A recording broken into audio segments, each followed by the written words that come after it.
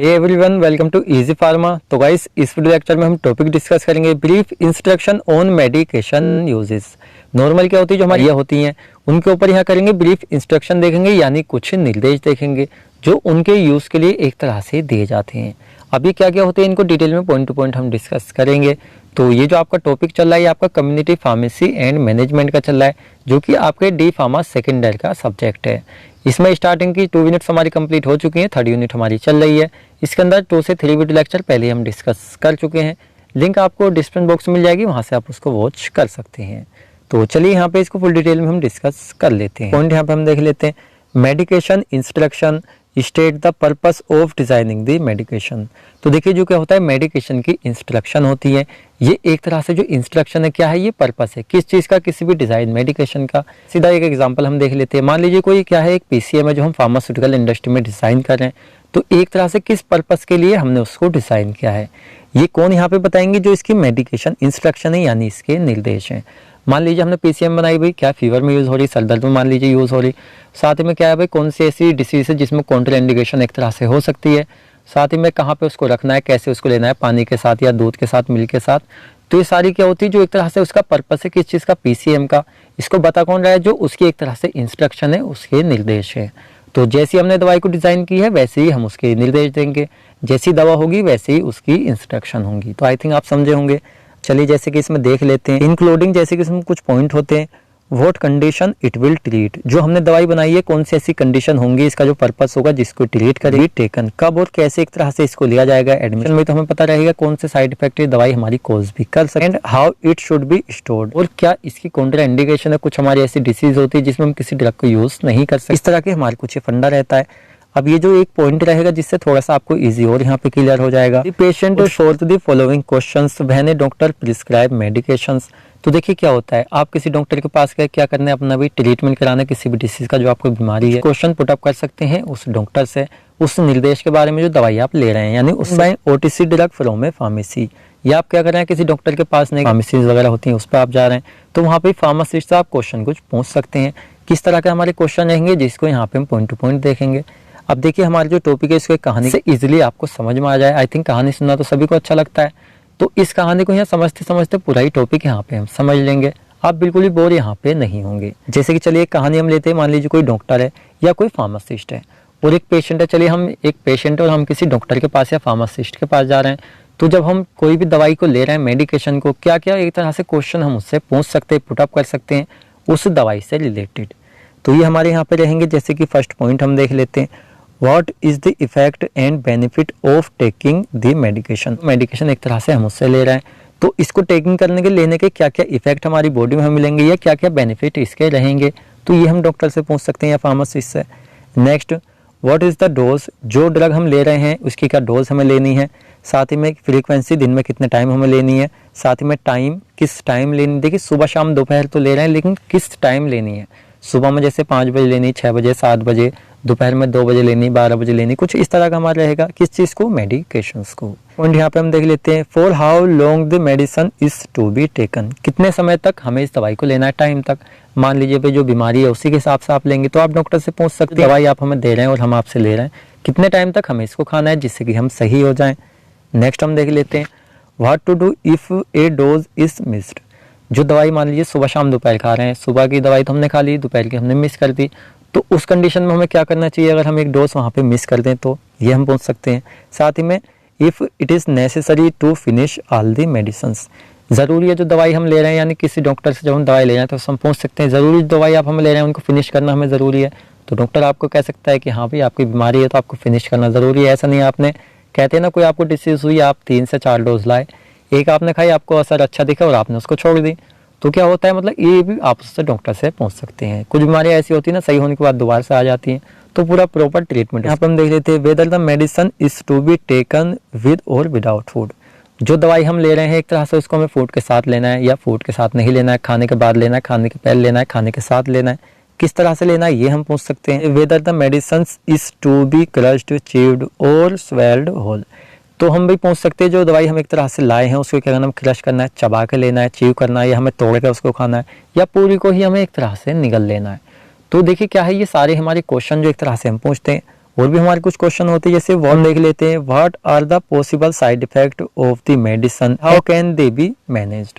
मान लीजिए कोई आप दवाई लेने जा रहे हैं डॉक्टर से, तो आप पूछ सकते हैं भाई ये जो दवाई आप हमें दे रहे हैं इसके कुछ साइड इफेक्ट भी हमारी बॉडी में कॉज हो सकते हैं क्या, और अगर हो गए तो एक तरह से कैसे उसको मैनेज किया जा सकता है। मान लीजिए आप शाम में दवाई लेकर आए, रात को आपको साइड इफेक्ट हो गए, रात में डॉक्टर की क्या है भाई, क्या है दुकान वगैरह के फार्मेसी से आप लाएं तो फार्मेसी ओपन नहीं है, तो इस तरह के आप पहले ही पूछ लीजिए, जिससे कोई इस तरह के साइड इफेक्ट आपको हो तो उनको आप एक तरह से मैनेज कर सकें। नेक्स्ट पॉइंट यहाँ पे हम देख लेते हैं, what to do in case of any reaction to the medicine. मान लीजिए कुछ दवाई हमारी ऐसी होती है बॉडी में खाने के बाद कुछ रिएक्शन भी कोज कर देती है, लाइक जैसे फीवर हो गया दवाई खाने के बाद, ट्रीट करने के लिए ले रहे हैं लेकिन कुछ दवाइयाँ कोज कर देती हैं, जैसे हेडेक वगैरह हो गया, तो इस कंडीशन में हम क्या करें, ये भी हमें एक तरह से उससे पहले ही पूछ लेना चाहिए, किससे, डॉक्टर से या फार्मासिस्ट से। देन चलिए नेक्स्ट हेडिंग यहाँ पे हम देख लेते हैं, टेकिंग द मेडिकेशन सेफली। अब जो दवाई होती है उनको सेफली तरीके से हम कैसे लें, इसको हम देख लेते हैं। The doctor monitor check the prescribe medication. तो देखिए जो डॉक्टर होता है एक तरह से वो चेक करता है, जब वो मेडिकेशन लिखता है आपके किसी भी डिसीज के लिए, तो वो दोबारा उसको चेक करता है कहीं उससे कुछ गलत तो नहीं लिखा हुआ है। उसका रीज़न सीधा सीधा होता है, कुछ पेशेंट ऐसे होते हैं जिनके अंदर कुछ दवाइयाँ रिएक्शन कर जाती हैं या कुछ पहले से बीमारी उनको होती है, तो उसमें कॉन्ट्रा इंडिकेटेड ना हो, but the patient should follow. देखिए जो क्या होता है, डॉक्टर आपको ओनली इंस्ट्रक्शन दे सकता है, आपको निर्देश दे सकता है, लेकिन फॉलो तो आपको ही करने होंगे। जब तक वो दवाई आपको देगा जब तक तो आपको निर्देश दे सकता है, बाकी जो उसने आपको बताया कि इंस्ट्रक्शन दिए उसको आप अगर फॉलो करते हैं तो सेफली तरीके से आप दवाओं का यूज़ कर रहे हैं।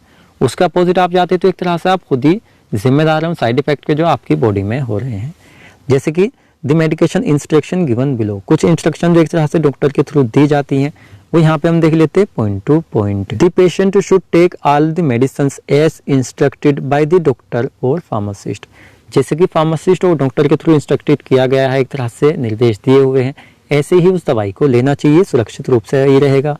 नेक्स्ट हम देख लेते हैं, he she should not take the medicines prescribe for any other patient. मान लीजिए कोई दवाई किसी अदर पेशेंट के लिए लिखी हुई है और उसको कोई भी लड़की या लड़का ले लेता है, तो एक तरह से ऐसा नहीं करना चाहिए, क्योंकि रीज़न सीधा सीधा होता है, कुछ दवाइयाँ कुछ को साइड इफेक्ट कोज कर सकती हैं। फीवर तो चलिए सेम है, दोनों को फीवर हो रहा है तो इस तरह से बीमारी तो सेम हुई, लेकिन क्या होता है बॉडी कंडीशन डिफरेंट हो सकती है, इस वजह से किसी और की दवाई किसी और को नहीं खानी चाहिए, ये भी एक तरह से उसका सेफली यूज नहीं है। नेक्स्ट हम देख लेते हैं, he she should know the importance of the taking the prescribe medication correctly. कोई भी लड़का या लड़की उस दवाई को ले रहा है तो पहले जान ले एक तरह से उसके बारे में कि इंपॉर्टेंस क्या है उस ड्रग की, जिसको एक तरह से वो एडमिनिस्ट्रेट कर रहा है करेक्टली। अगर उसको पता है तो सेफली तरीके से वो उसका यूज़ कर सकता है।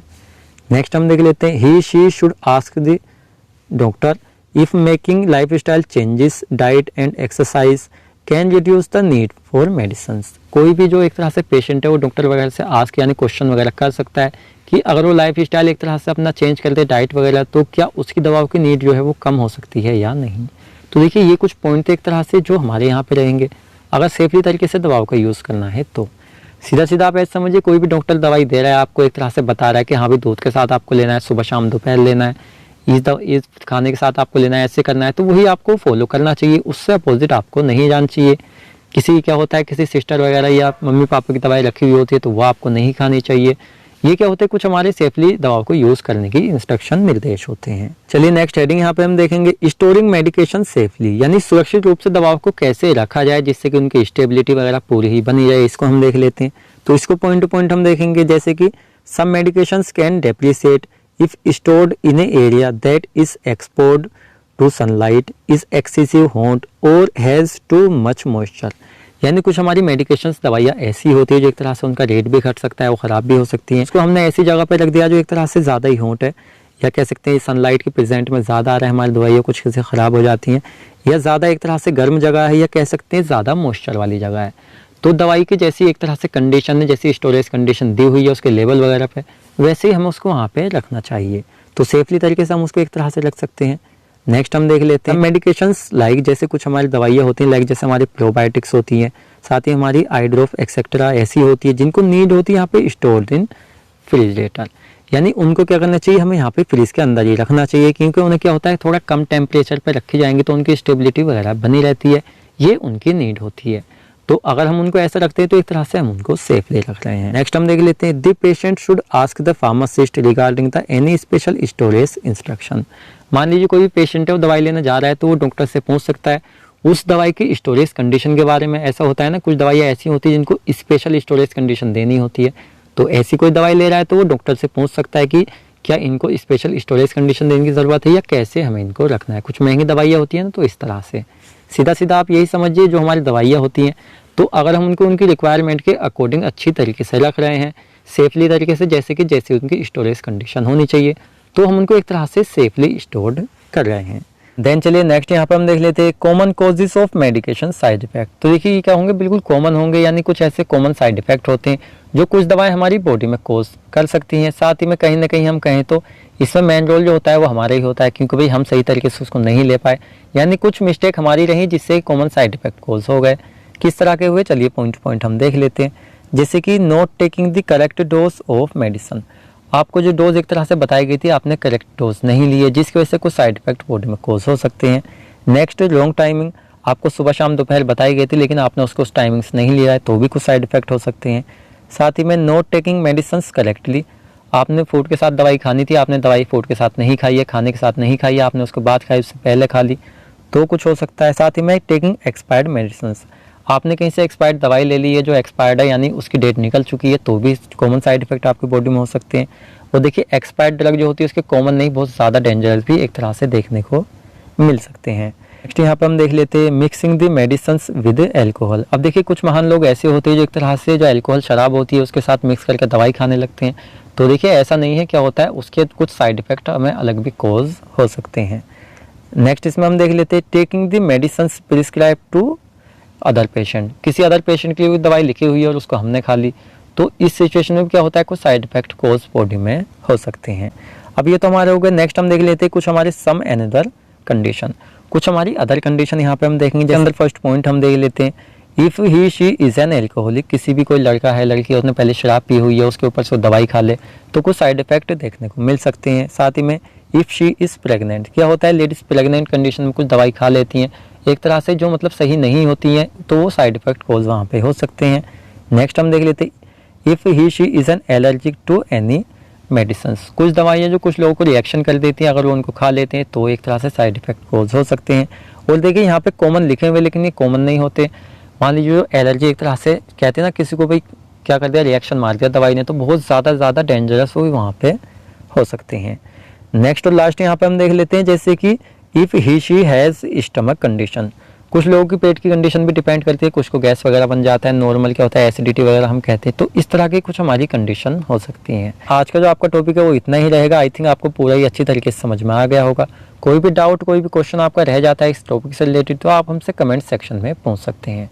देन आप हमारे चैनल पर नए हैं तो चैनल को सब्सक्राइब कर सकते हैं और मिलते हैं हम जल्दी ही आपसे नेक्स्ट वीडियो लेक्चर में।